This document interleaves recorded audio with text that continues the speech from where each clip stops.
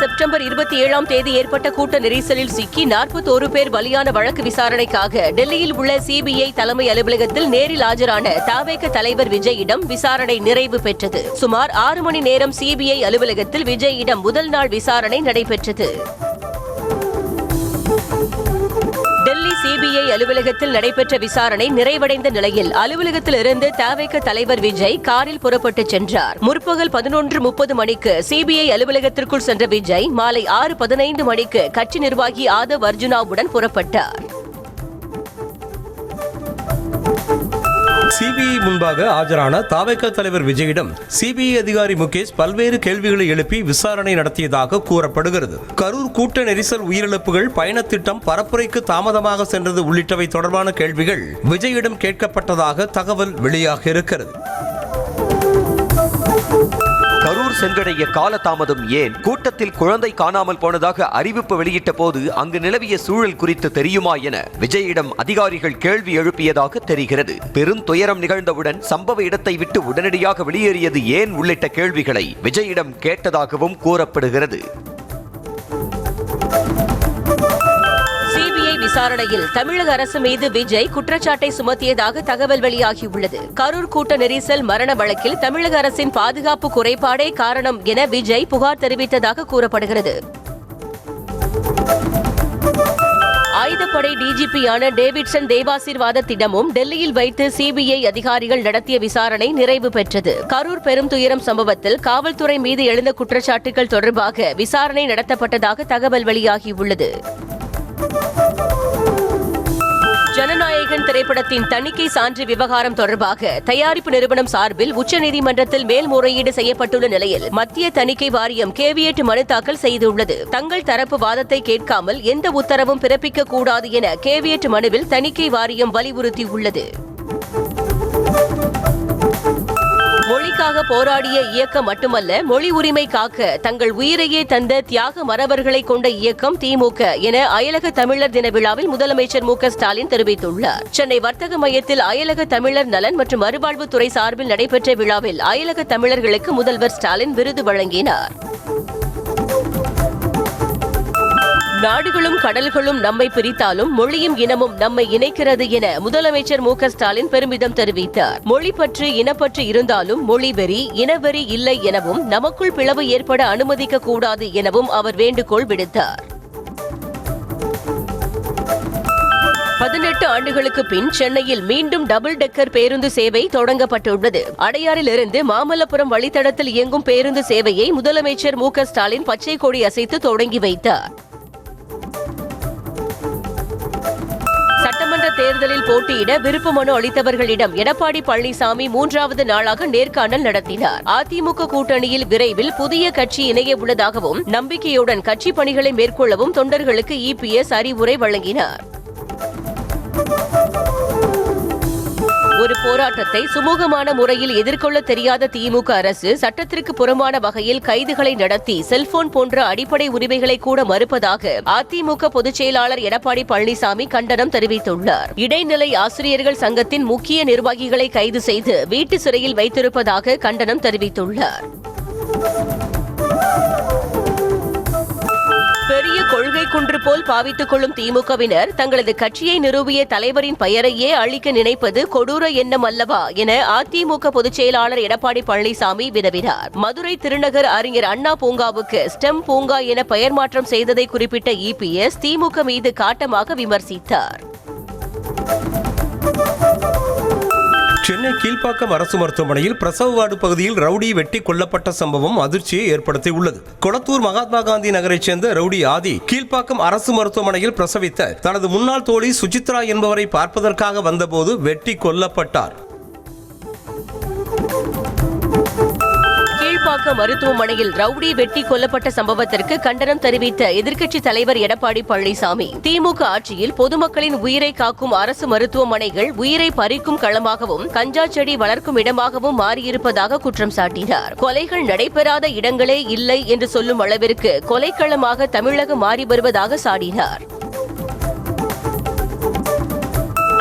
தமிழகத்தில் கொலை நடக்காத நாட்களே இல்லை என பாமக தலைவர் அன்புமணி கண்டனம் தெரிவித்துள்ளார். கொலையுதிர் காலத்திற்கு தேர்தல் காலத்தில் மக்கள் முற்றுப்புள்ளி வைப்பார்கள் என பாஜக மாநில தலைவர் நைனா நாகேந்திரன் சாடினார்.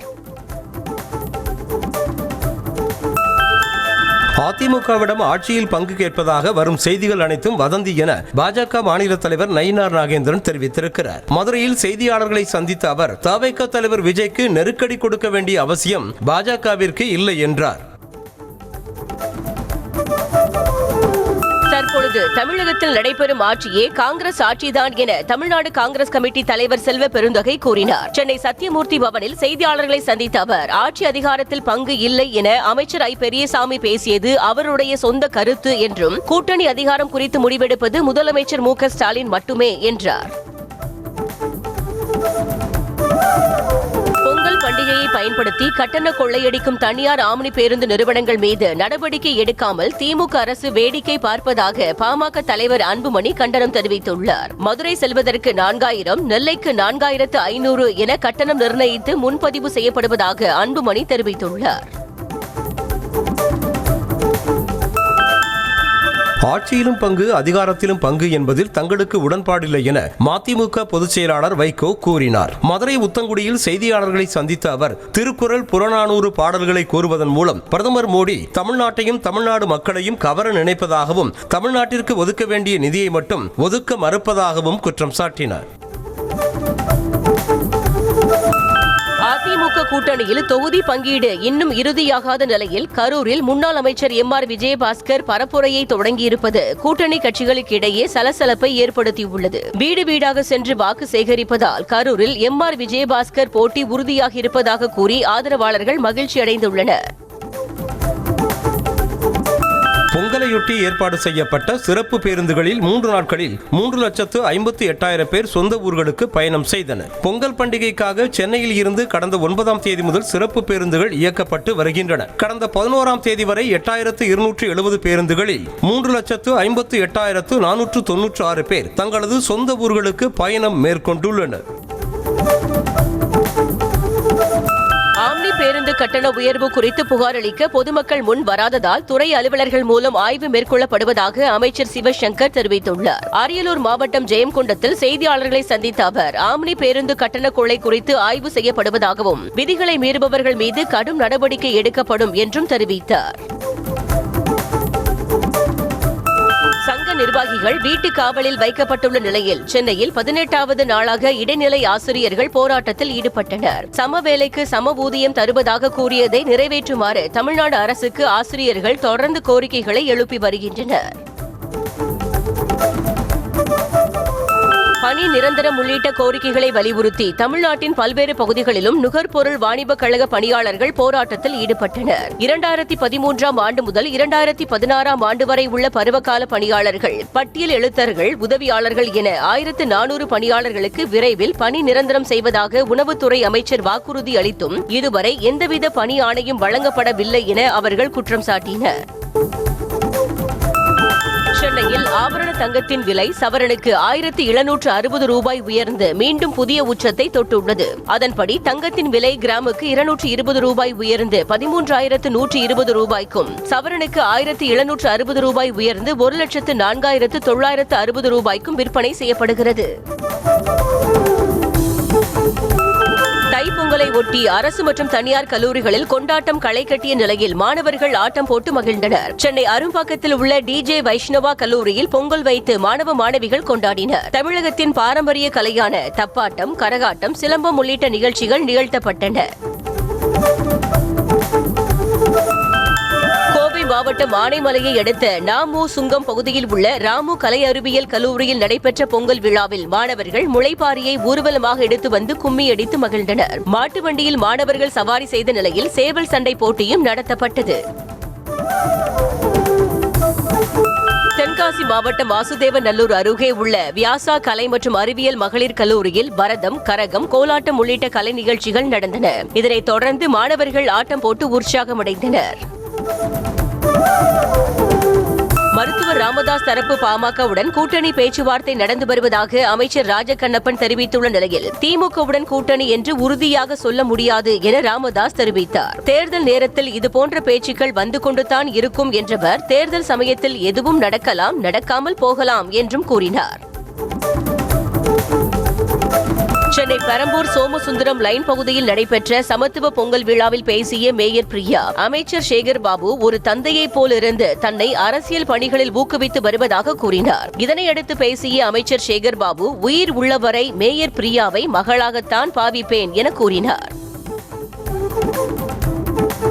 இந்து மக்கள் பண்டிகைகளை மட்டும் தமிழ்நாடு முதலமைச்சர் ஏதோ சர்வ மத பண்டிகை போல் கொண்டாடுவது ஏன் என பாஜக எம்எல்ஏ வானதி சீனிவாசன் கேள்வி எழுப்பினார். சென்னை தியாகராய நகரில் தமிழக பாஜக மகளிர் அணி சார்பில் நடைபெற்ற பொங்கல் விழாவில் கலந்து கொண்டவர் கரூர் விவகாரத்தில் ஏதோ மர்மம் இருப்பதாக நிச்சயம் நம்புவதாக தெரிவித்தார். யார் மக்களுக்காக அர்ப்பணிப்போடு உழைக்கிறார்களோ அவர்கள் 2026 தேர்தலில் வெற்றி பெற வேண்டும் என அதிமுக கொள்கை பரப்பு துணை செயலாளர் கௌதமி கூறினார். ராஜபாளையம் தொகுதியில் தான் போட்டியிட்டால் 100% வெற்றி உறுதி என்று தெரிவித்த கௌதமி, அதிமுகவின் வாக்குகளை விஜயால் அறுவடை செய்ய முடியாது எனவும் தெரிவித்தார். நடிகர் கமல்ஹாசனின் பெயர், புகைப்படம், பட்டங்கள், படவசனங்கள் உள்ளிட்டவற்றை நிறுவனங்கள் வர்த்தக ரீதியில் பயன்படுத்துவதற்கு சென்னை உயர்நீதிமன்றம் இடைக்கால தடை விதித்துள்ளது. நீயே விடை என்ற நிறுவனம் அனுமதியின்றி தனது பெயர் உள்ளிட்டவற்றை பயன்படுத்தி டி ஷர்ட்டுகள், சட்டைகளை விற்பனை செய்து வருவதாக கமல்ஹாசன் உயர்நீதிமன்றத்தில் உரிமையியல் வழக்கு தாக்கல் செய்திருந்தார்.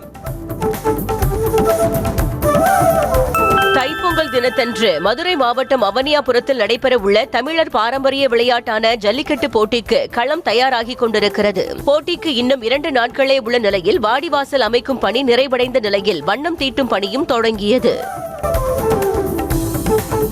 திருவள்ளூர் மாவட்டம் ஜங்காலப்பள்ளி கிராமத்தில் பள்ளி மாணவர்களை ஏற்ற வந்த வேனின் ஓட்டுநர் மதுபோதையில் உளறியதை கண்டு அதிர்ந்த பெற்றோர் வேனை தடுத்து நிறுத்தினர். கோரக்குப்பம் பகுதியில் செயல்படும் கலாம் வித்யா சான்ஸ்கார் பாட்சாலா என்ற தனியார் பள்ளியின் ஓட்டுநர் ரவி என்பவர் காலையிலேயே மது அருந்துவிட்டு மாணவர்களை ஏற்ற வந்ததாக சொல்லப்படுகிறது. திண்டுக்கல் மாவட்டம் கொடைக்கானலில் வனத்துறை கட்டுப்பாட்டில் உள்ள இடங்களை சுற்றி பார்க்க ஆன்லைன் மூலமாக மட்டும் கட்டணம் செலுத்தி அனுமதி சீட்டு பெறும் முறை அமல்படுத்தப்பட்டுள்ளது. அதன்படி குணா குகை, தூண்பாறை, மோயர் சதுக்கம், பைன்மர காடுகள், பேரிஜம் ஏரி ஆகிய பகுதிகளுக்கு செல்வதற்கு போன்பே, ஜிபே வாயிலாக QR கோடு மூலம் பணம் செலுத்தி டிக்கெட் பெறும் முறை நடைமுறைக்கு வந்தது.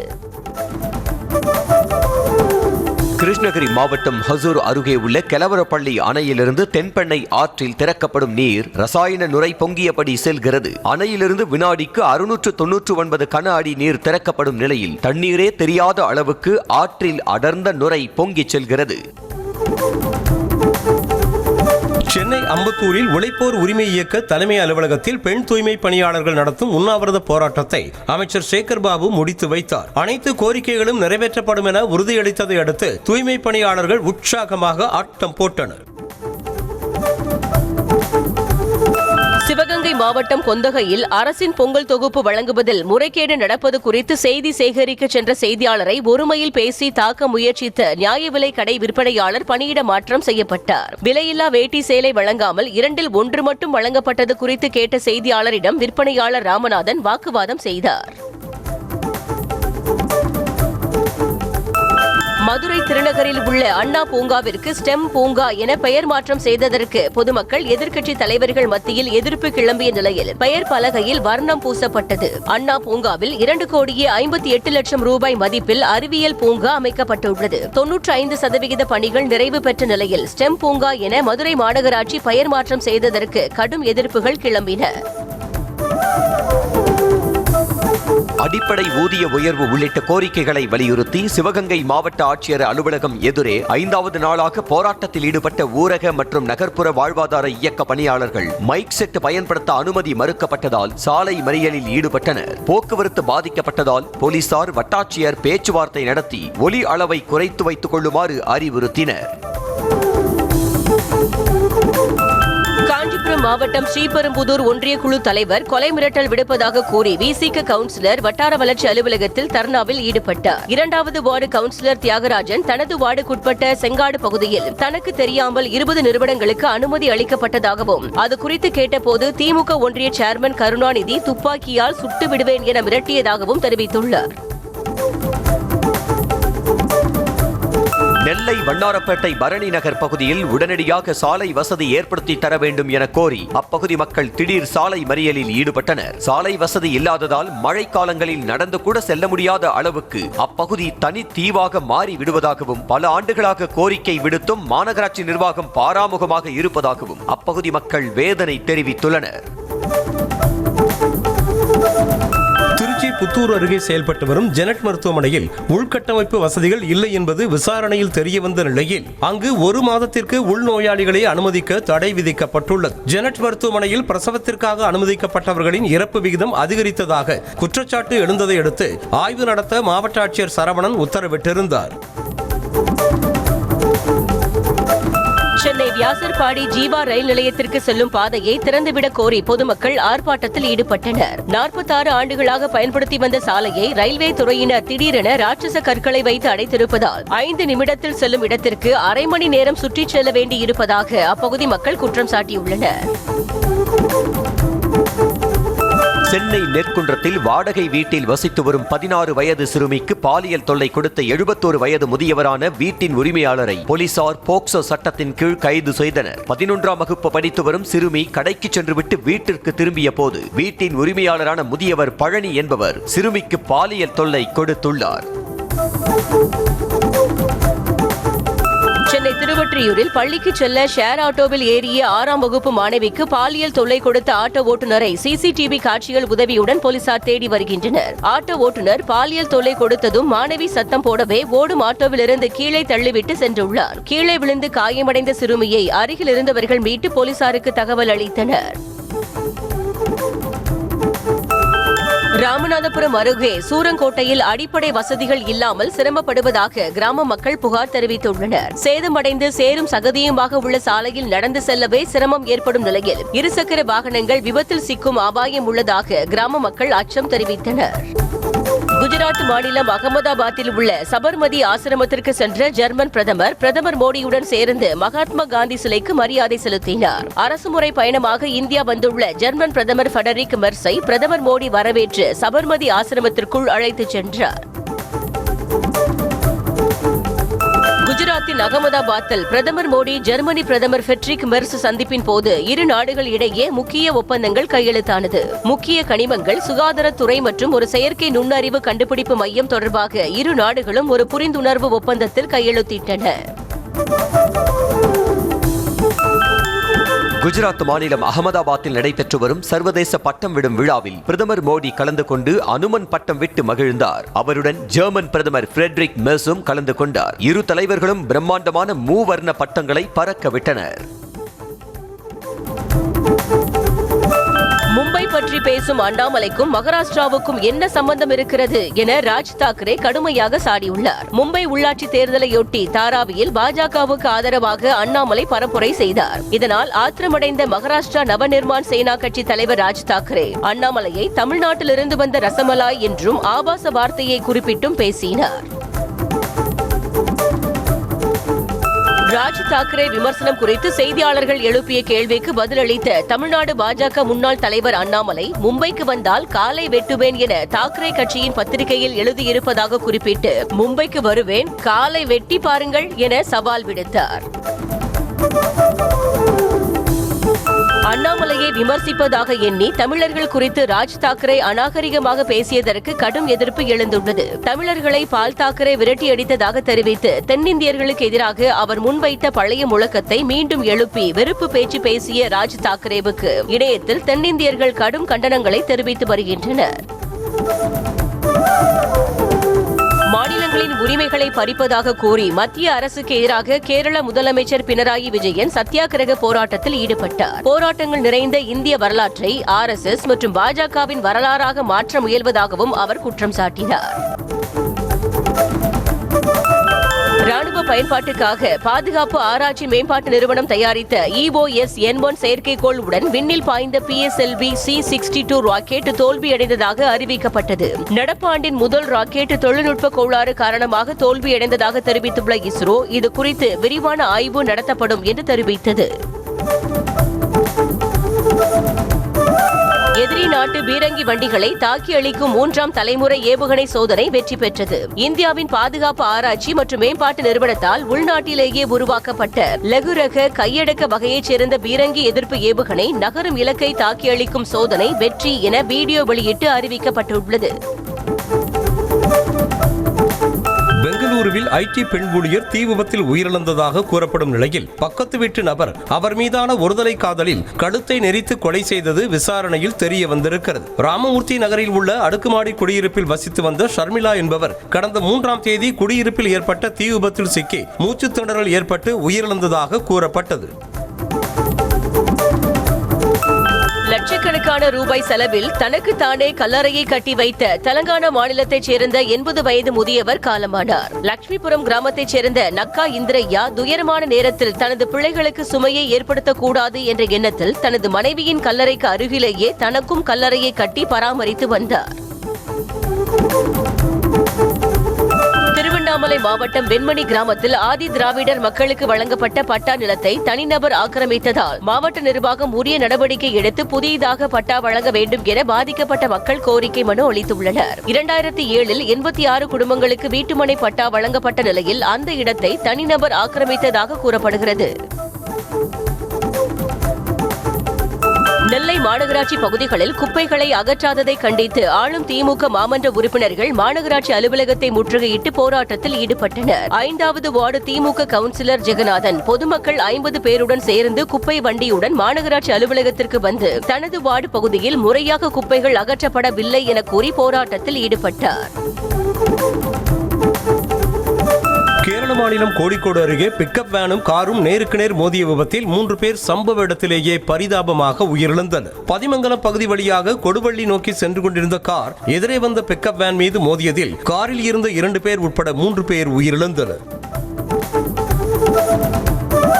கள்ளக்குறிச்சி மாவட்டம் உளுந்தூர்பேட்டை அருகே காற்றாலை இயந்திரத்தை ஏற்றி சென்ற ட்ரெய்லர் லாரி விபத்தில் சிக்கியதால் போக்குவரத்து பாதிக்கப்பட்டது. சென்னை அடுத்த கவரப்பேட்டையில் இருந்து 84 டன் எடை கொண்ட காற்றாலை இயந்திரத்தை தூத்துக்குடி நோக்கி ட்ரெய்லர் லாரியில் கொண்டு சென்றபோது மாவிடந்தல் பகுதியில் சாலையின் நடுவே உள்ள தடுப்பு சுவரில் மோதி விபத்துக்குள்ளானது. கரூர் துயர சம்பவம் தொடர்பாக இன்று 8 காவலர்கள் சிபிஐ விசாரணைக்கு ஆஜராகினர். கரூரில் நடந்த நடிகர் விஜயின் கூட்டத்தில் ஏற்பட்ட நெரிசலில் சிக்கி 41 பேர் உயிரிழந்த சம்பவம் தொடர்பாக சிபிஐ அதிகாரிகள் விசாரணை மேற்கொண்டு வருகின்றனர். கடந்த சனிக்கிழமை பிரச்சாரத்திற்கு பயன்படுத்தப்பட்ட வாகனத்தை சிபிஐ அதிகாரிகள் மற்றும் தடயவியல் துறையினர் ஆய்வு மேற்கொண்டது குறிப்பிடத்தக்கது. தென்காசி மாவட்டம் சிவகிரி அருகே விளைநிலத்திற்குள் புகுந்த யானைகளை விரட்டும் முயற்சியில் வனத்துறையினர் ஈடுபட்டனர். மேற்கு தொடர்ச்சி மலையையொட்டி உள்ள விளைநிலங்களுக்குள் யானைகள் புகுந்து கரும்பு, நெல், தென்னை உள்ளிட்ட பயிர்களை சேதப்படுத்தி செல்வது தொடர் கதையாகியுள்ளது.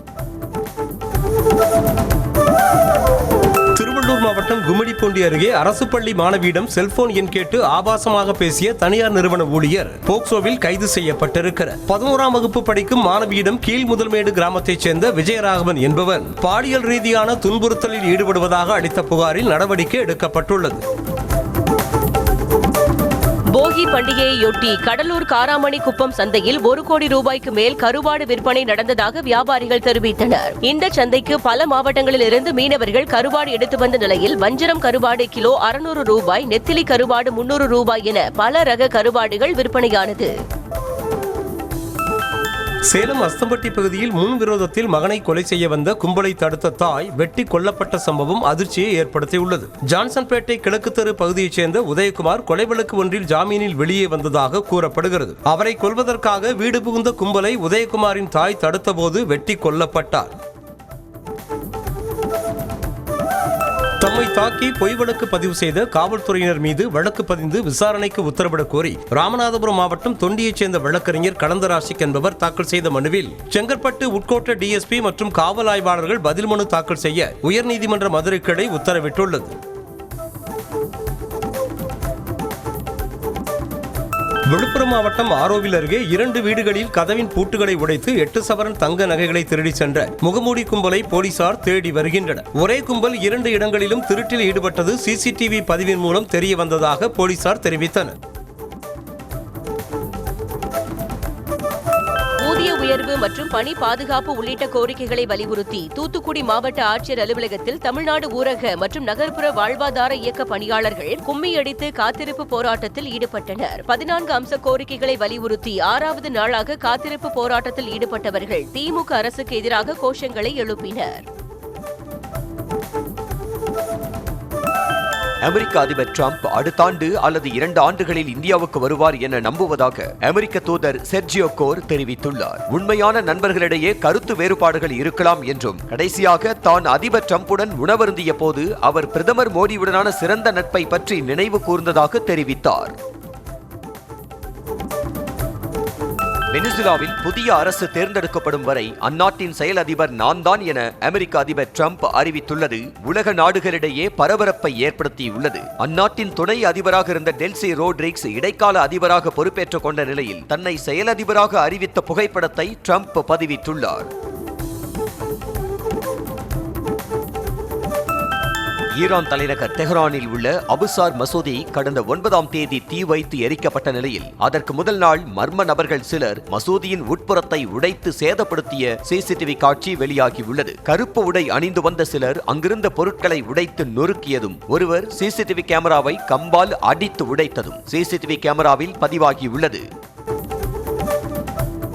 அமெரிக்காவின் கலிபோர்னியாவில் நடைபெற்ற 83வது கோல்டன் குளோப் விருது விழாவில் நடிகைகள் விதவிதமான ஆடைகளை அணிந்து ரெட் கார்பெட்டில் ஒய்யார நடை போட்டனர். டை மை லவ் திரைப்படத்தில் நடித்ததற்காக சிறந்த நடிகைக்காக பரிந்துரைக்கப்பட்டிருக்கும் ஜெனிஃபர் லாரன் பார்வையாளர்களின் கண்களுக்கு விருந்தளிக்கும் வகையில் மெல்லிய உடை அணிந்து வந்து அசத்தினார். சிவகார்த்திகேயனின் பராசக்தி திரைப்படம் வெளியான 2 நாட்களில் உலக அளவில் 51 கோடிக்கு மேல் வசூலித்திருப்பதாக படக்குழு அறிவித்துள்ளது. கடந்த 10ஆம் தேதி திரையரங்குகளில் வெளியாகி ரசிகர்கள் மத்தியில் நல்ல வரவேற்பை பெற்ற இந்த படம் முதல் நாளில் 27 கோடிக்கு மேல் வசூலித்ததாக கூறப்படுகிறது.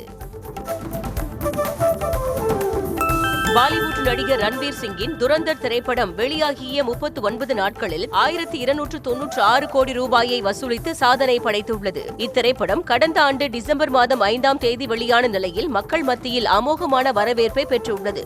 6 வளைகுடா நாடுகளில் படம் தடை செய்யப்பட்டாலும் வசூலை வாரி குவித்து வருகிறது. ராணி முகர்ஜி நடிப்பில் உருவாகியுள்ள மர்தானி 3 படத்தின் ட்ரெய்லர் வெளியாகியுள்ளது. ராணி முகர்ஜி சூப்பர் காப் ஷிவானி சிவாஜி ராயாக நடித்திருக்கும் இந்த திரைப்படம் பிப்ரவரி 27ஆம் தேதி திரையரங்குகளில் வெளியாகும் என அறிவிக்கப்பட்டுள்ளது. நடிகர் பிரபாஸை மீண்டும் ஒரு எளிமையான நகைச்சுவை நிறைந்த கதாபாத்திரத்தில் பார்ப்பதற்கு ரசிகர்கள் ஆவலுடன் காத்திருப்பதாக நடிகை நித்தி அகர்வால் தெரிவித்துள்ளார். ராஜா சாப் படத்தில் பிரபாஸுடன் இணைந்து நடித்த அனுபவங்களை பகிர்ந்துள்ள அவர், பிரபாஸ் இனிமையான நபர் என்றும் மற்றவர்களை பற்றி தவறாக எடை போடாதவர் என்றும் கூறியுள்ளார்.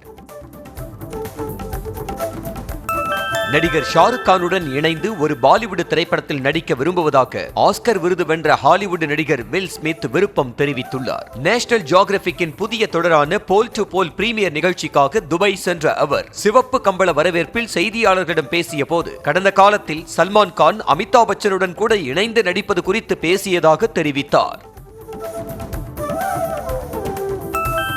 இடுப்பு வலி காரணமாக நியூசிலாந்துக்கு எதிரான ஒருநாள் தொடரிலிருந்து வாஷிங்டன் சுந்தர் விலகிய நிலையில் அவருக்கு மாற்றாக ஆயுஷ் பதோனி இந்திய அணியில் இடம்பெற்றுள்ளார். ஏற்கனவே திலக் வர்மா மற்றும் ரிஷப் பந்த் ஆகியோர் காயம் காரணமாக நடப்பு தொடரிலிருந்து விலகிய நிலையில் வாஷிங்டன் சுந்தர் விலகியது இந்திய அணிக்கு பின்னடைவாக பார்க்கப்படுகிறது.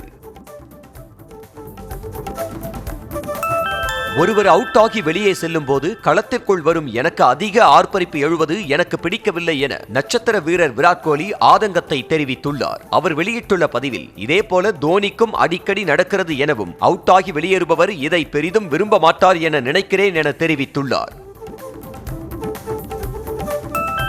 தான் எத்தனை ஆட்டநாயகன் விருதுகளை வென்றுள்ளேன் என தனக்கு தெரியவில்லை என்றும் ஒவ்வொரு முறை விருதை பெறும்போதும் அதை என் தாய்க்கு அனுப்பி வைப்பேன் எனவும் நட்சத்திர வீரர் விராட் கோலி நிகழ்ச்சியுடன் தெரிவித்துள்ளார். இதுகுறித்து பேசிய அவர் ஆட்டநாயகன் விருதுகளை வீட்டில் வைத்துக் கொள்வது தனது தாய்க்கு மிகவும் பிடிக்கும் என்றார். 20 ஓவர் உலக கோப்பையில் வங்கதேச போட்டியை நடத்த தயாராக இருப்பதாக பாகிஸ்தான் கிரிக்கெட் வாரியம் தெரிவித்ததாக தகவல் வெளியாகியுள்ளது. இலங்கையில் போட்டி நடத்த முடியாவிட்டால் நாங்கள் நடத்த தயார் என்று பாகிஸ்தான் தனது விருப்பத்தை தெரிவித்துள்ளது.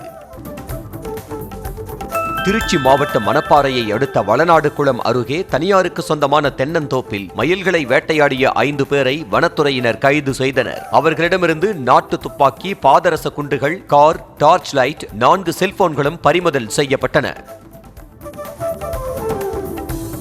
நெல்லை மாவட்டம் திருக்குறுங்குடி அருகே தொடர் அட்டகாசத்தில் ஈடுபட்டு வந்த கரடி வனத்துறையினர் அமைத்திருந்த கூண்டில் பிடிபட்டது. அதனை பத்திரமாக மீட்ட வனத்துறையினர் அடர் வனப்பகுதியில் விடுவித்தனர். கரடியின் அட்டகாசத்தால் கடுமையாக பாதிக்கப்பட்டிருந்த கிராம மக்கள் வனத்துறையினருக்கு நன்றி தெரிவித்துள்ளனர். சேலம் மாவட்டம் ஏற்காட்டில் கடும் பனிமூட்டம் நிலவுவதால் காலையில் பள்ளிக்கு செல்லும் மாணவர்கள் கடும் அவதி அடைந்தனர். ஏற்காட்டில் 3வது நாளாக சாலையே தெரியாத அளவிற்கு கடும் பனிமூட்டம் நிலவி வாகனங்களை இயக்க முடியாமல் வாகன ஓட்டிகள் திணறினர். நீலகிரி மாவட்டம் குன்னூர் அருகே ஜெகத்தளா கிராமத்தில் படுகர் இன மக்களின் பாரம்பரிய ஹெத்தையம்மன் பண்டிகை பாரம்பரிய நடனம், ஊர்வலம் மற்றும் பூஜைகளுடன் திரளான பக்தர்கள் பங்கேற்புடன் கோலாகலமாக நடைபெற்றது. இதில் ஏராளமான பக்தர்கள் கலந்து கொண்டு ஹெத்தையம்மனுக்கு காணிக்கை செலுத்தி வழிபட்டனர். எலான் மஸ்கின் ஸ்டார்லிங் இணைய சேவை இந்தியாவில் தொடங்கப்பட இருக்கும் நிலையில் அதன் வலையமைப்பில் உள்ள செயற்கைக்கோள்களின் எண்ணிக்கையை 2 மடங்காக அதிகரிப்பதற்கு ஸ்பேஸ் எக்ஸ் நிறுவனத்திற்கு ஒப்புதல் வழங்கப்பட்டுள்ளது. 7500 2ஆம் தலைமுறை செயற்கைக்கோள்களை நிலைநிறுத்துவதற்கான ஸ்பேஸ் எக்ஸ் நிறுவனத்தின் கோரிக்கைக்கு அமெரிக்காவின் பெடரல் தகவல் தொடர்பு ஆணையம் ஒப்புதல் அளித்துள்ளது. OnePlus நிறுவனம் தனது வருடாந்திர ஃப்ரீடோம் விற்பனையை அறிவித்துள்ள நிலையில் அந்நிறுவனத்தின் ஸ்மார்ட் போன்கள், லேப்டாப்கள், ஏர்பாட்டுகளுக்கு அதிரடி சலுகைகள் வழங்கப்படும் என்று எதிர்பார்க்கப்படுகிறது. புதிதாக ஸ்மார்ட் போன் வாங்க காத்திருக்கும் வாடிக்கையாளர்களுக்கு இந்த விலை குறைப்பு சலுகைகள் லாபகரமானதாக அமையும் என்று கூறப்படுகிறது. பிரபல ஆன்லைன் வர்த்தக நிறுவனமான அமேசானின் கிரேட் ரிபப்ளிக் டே சேல் விற்பனை வரும் 16ஆம் தேதி தொடங்கவிருப்பதாக அறிவிக்கப்பட்டுள்ளது. இந்த சிறப்பு விற்பனையின் போது ஸ்மார்ட் போன்கள், ஸ்மார்ட் வாட்சுகள், டேப்லெட்டுகள், லேப்டாப்புகள், வீட்டு உபயோக மின்சாதன பொருட்களுக்கு கணிசமான அளவில் தள்ளுபடி வழங்கப்படும் என எதிர்பார்க்கப்படுகிறது.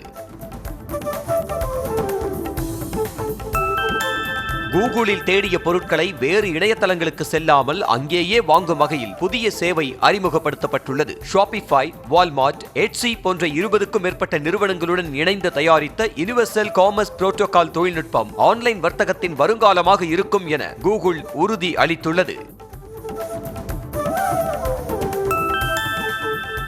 ராயல் என்ஃபீல்டு நிறுவனம் 650cc திறன் கொண்ட அனைத்து மாடல் பைக்குகளின் விலையை 3200 முதல் 4300 ரூபாய் வரை உயர்த்தி உள்ளது. அதிகபட்சமாக சூப்பர் மீட்டியர் 650 மாடல் பைக்குகளின் விலை 4323 ரூபாய் வரை உயர்ந்துள்ளது. உதிரி பாகங்களின் விலை உயர்வு காரணமாக பைக்குகளின் விலை உயர்த்தப்பட்டிருப்பதாக விளக்கமளிக்கப்பட்டுள்ளது.